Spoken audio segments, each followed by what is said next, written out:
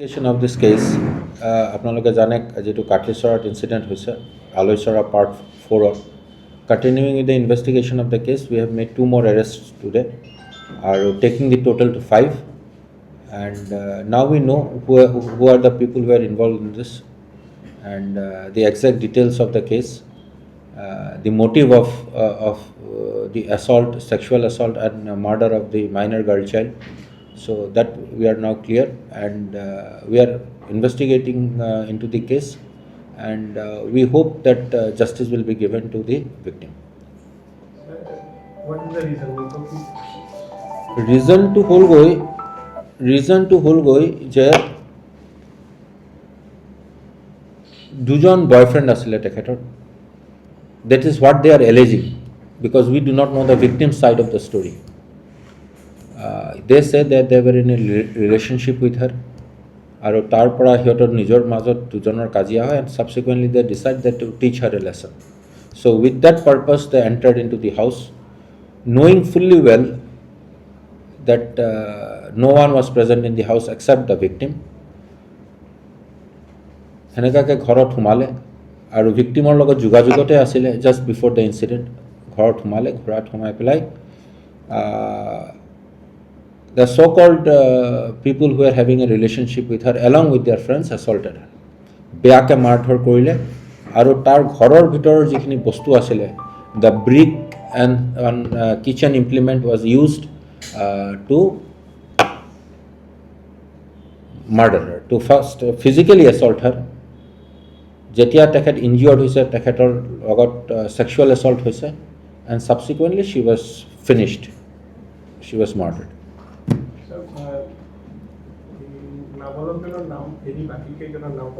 নাম যিসকলে এই গোটেই ঘটনাটোত লিড লৈছে one is Apu Malakar, the second is Manoj Das alias Rajdeep, এই দুজনে মেইন লিড লৈছে বস্তুটোত।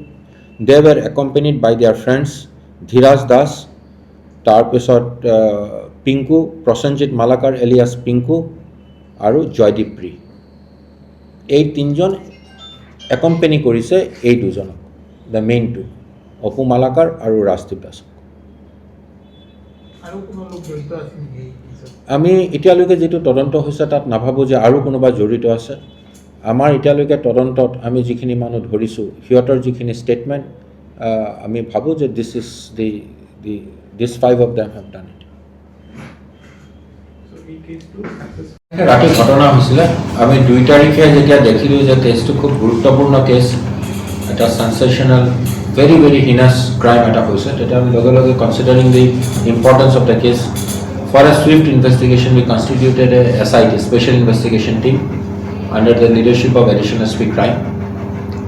লগত আমাৰ OC কাটলিচৰক who is the IO of the case, লগত আমাৰ cyber cellৰ member team member আমি কৰিছোঁ cyber cellৰ প্লাছ আৰু দুজন সাব ইন্সপেক্টৰক আমি তাত অন্তৰ্ভুক্ত কৰিছিলোঁ।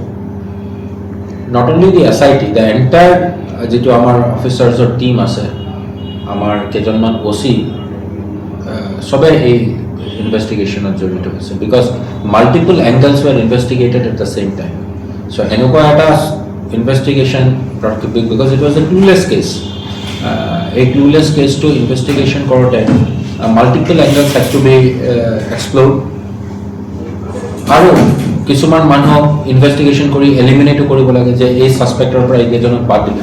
চ' তাৰ কাৰণে আমাৰ গোটেই হাইলাকান্দি জিলা আৰক্ষীৰ যিখিনি ছিনিয়ৰ অফিচাৰ্ছ আছিলে চব তাত ইনক্লুড হৈছিলে, জড়িত হৈছিলে।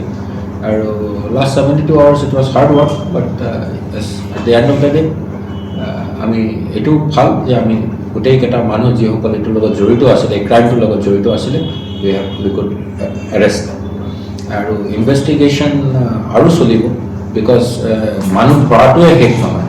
চ' মানুহ ধৰাটো ইজ অনলি দ্য বিগিনিং। চ' এই কেছটোক সোনকালে চাৰ্জশ্বিট দিয়া আৰু কোৱালিটি ইনভেষ্টিগেশ্যন কৰাটো খুব ইম্পৰ্টেণ্ট চ' দেট দেৰ ইজ কনভিকশ্যন। এই কিমানজন আধিকাৰিক লৈ এই SIT কমিটিটো গঠন কৰা হৈছে? আমাৰ এডিশ্যনেল SP ক্ৰাইমৰ নেতৃত্ব তেখেতৰ ছুপাৰভিশ্যনত এইটো হৈছিলে, নেতৃত্বত এইটো হৈছিলে। লগত IO অফ দি কেছ আমাৰ নিৰূপম নাথ আছিলে, OC inspector OC Katlichara police station, আৰু দুজন সাব ইন্সপেক্টৰ আছিলে আৰু চাইবাৰ সেলৰ মানুহ তাৰ টিম মেম্বাৰ আছে। ঠিক আছে, থেংক ইউ।